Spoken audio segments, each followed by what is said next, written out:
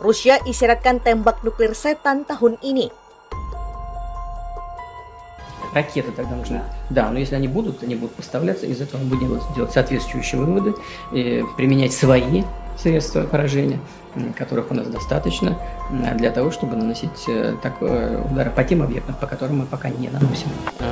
То они должны знать, да, и будут создавать для России неприемлемые для нас угрозы стратегического характера, они должны знать, что наш ответно-встречные удары будут молниеносными, быстрыми. У нас есть для этого все инструменты, такие, которыми не может сейчас похвастаться никто, а мы хвастаться не будем. Есть пуск. Контролирую состояние пусковых установок. Есть ТДН пусковой установки. Пуск состоялся. Принял. Внимание, расчет. Получен приказ. Ввожу приказ. Приготовить совместным действием.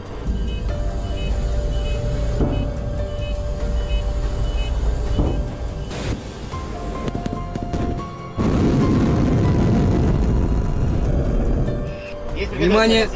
Пуск! Есть пуск! Контролирую состояние пусковых установок. Есть ТДН пусковой установки. Пуск состоялся. Принял!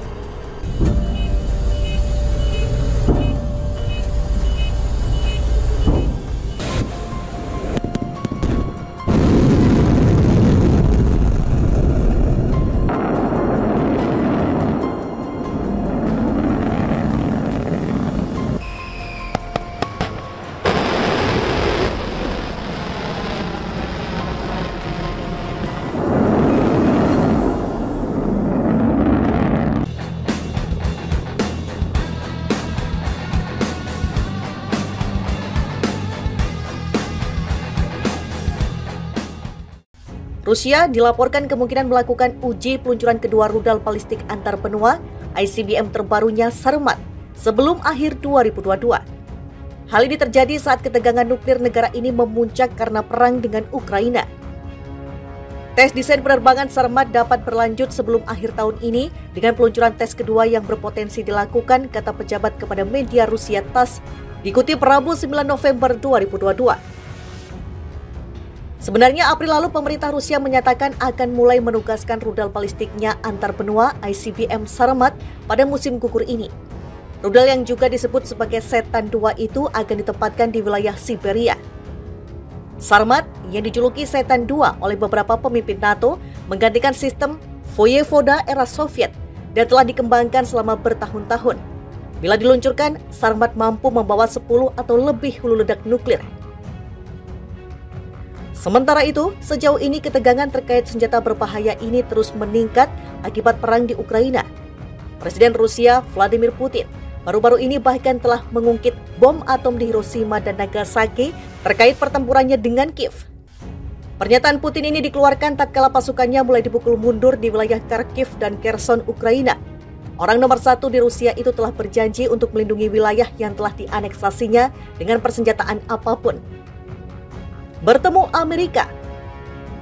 Dalam kesempatan berbeda kemarin, Amerika Serikat sendiri mengaku telah sepakat bertemu Rusia untuk melanjutkan pertemuan di bawah perjanjian pengurangan senjata nuklir New START yang telah dihentikan sejak sebelum serangan Rusia ke Ukraina. Juru bicara Departemen Luar Negeri AS Ned Price mengatakan Komisi Konsultatif Bilateral BBC, mekanisme pelaksanaan perjanjian kontrol senjata terkait yang tersisa antara dua kekuatan nuklir terbesar dunia itu akan bertemu dalam waktu dekat. Heboh, AS ungkap perisai nuklir Rusia. Ini jawaban Kremlin. Rusia menolak tuduhan Amerika Serikat tentang penggunaan pembangkit listrik tenaga nuklir PLTN Zaporizhia di Ukraina sebagai perisai nuklir untuk menempatkan pangkalan militer di sana.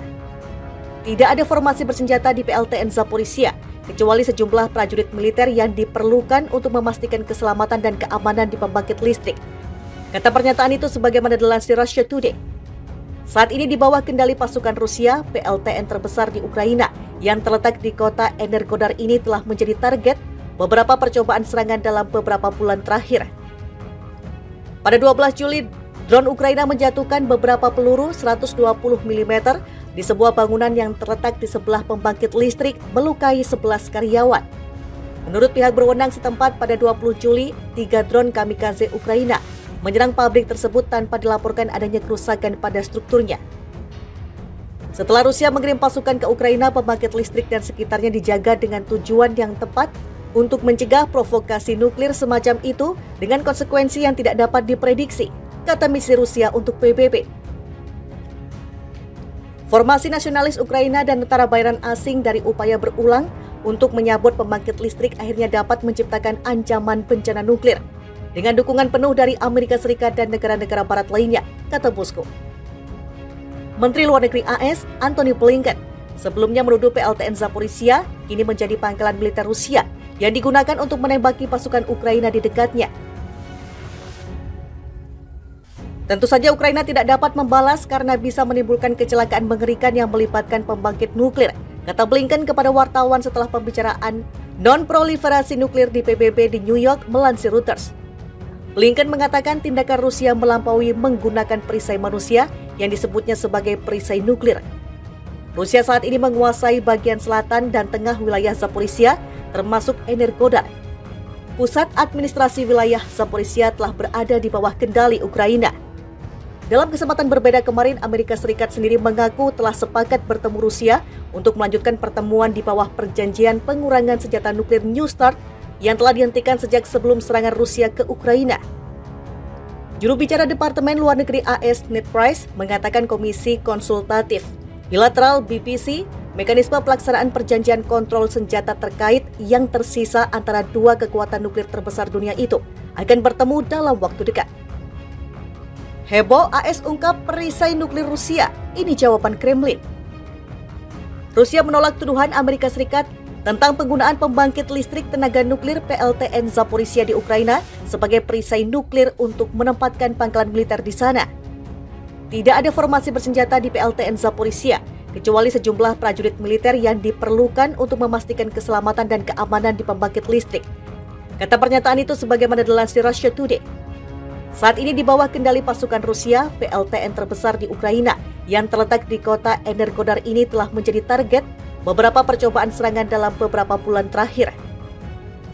Pada 12 Juli, drone Ukraina menjatuhkan beberapa peluru 120 mm di sebuah bangunan yang terletak di sebelah pembangkit listrik, melukai 11 karyawan.